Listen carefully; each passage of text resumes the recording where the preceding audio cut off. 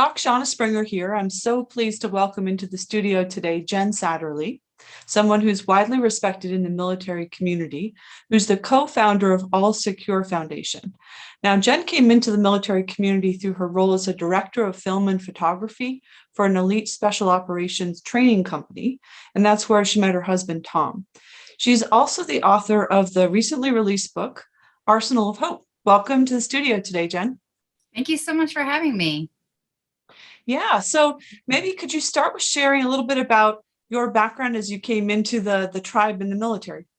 Absolutely. So I started working in film and photography alongside my husband, who was retired at that time, Command Sergeant Major Tom Satterly, and spent about three and a half years doing realistic military training exercises as director of film and photography.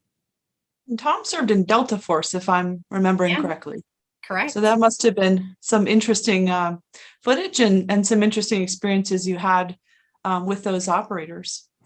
And you've also done a lot of work around supporting couples and military spouses, including your book, Arsenal of Hope.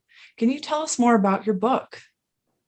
Absolutely. So Arsenal of Hope really was born out of my own frustration, lack of information, really the struggles that I had as a military veteran spouse. I was new to the world, didn't really understand it. I felt like the military spouses might have some sort of book, some sort of guide on how to best help my husband in what he was dealing with, which was complex post-traumatic stress.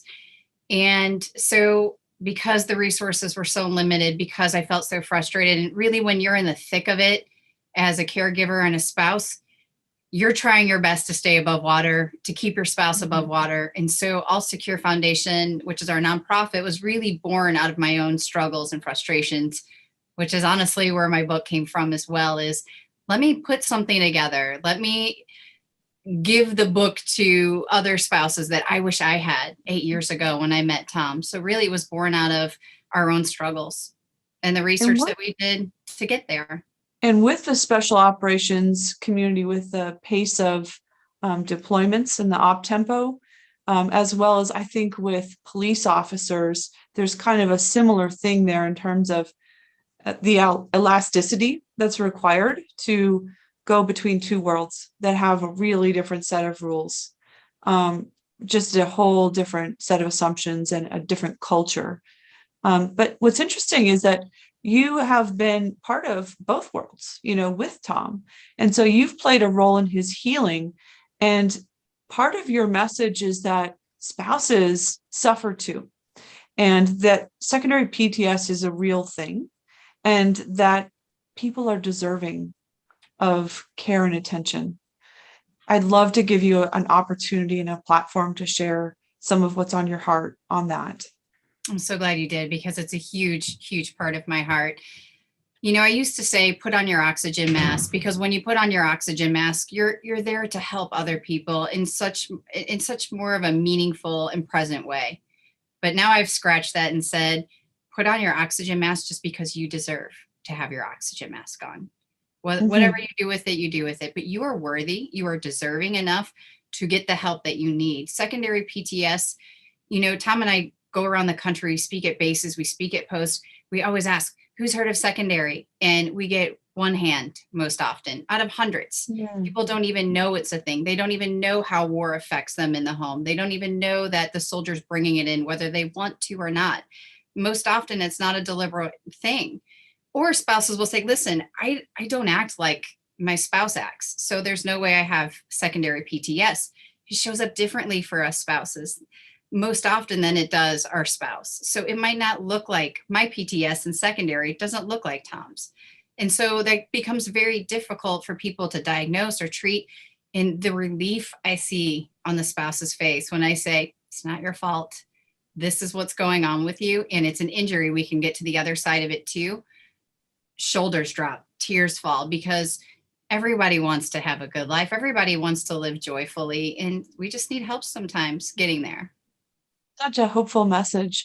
How do you think it shows up differently in spouses from what you've observed?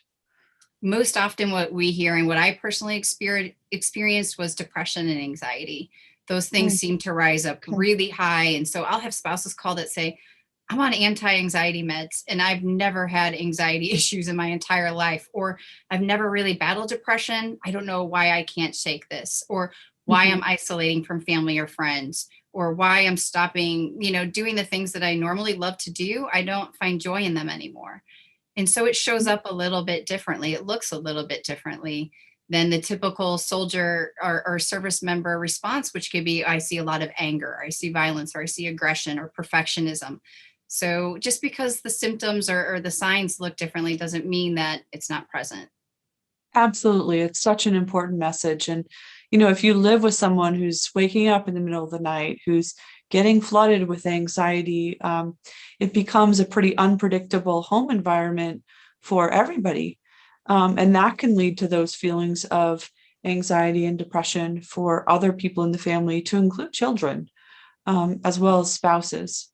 So the deservingness is also a key thing I really want to highlight, because I think sometimes in the military community, spouses are kind of seen as attached to, the Yes. service member.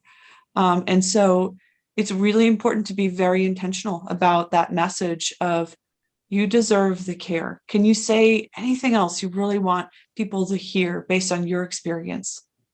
I absolutely feel that our service spouses and families also serve this country. They are an integral part of this nation. And when I thank a spouse for their service, which I do every time, they're totally taken off guard. They try to pass it off to, that's what my husband or that's what my wife does. No, you serve too. You have sacrificed for this country. You're the backbone of this country. You are deserving of help. You are deserving of every bit of self care, because you have given so much, not only to your spouse, but to this nation. You deserve it. Absolutely. 100%. 100% agree, as and Yes.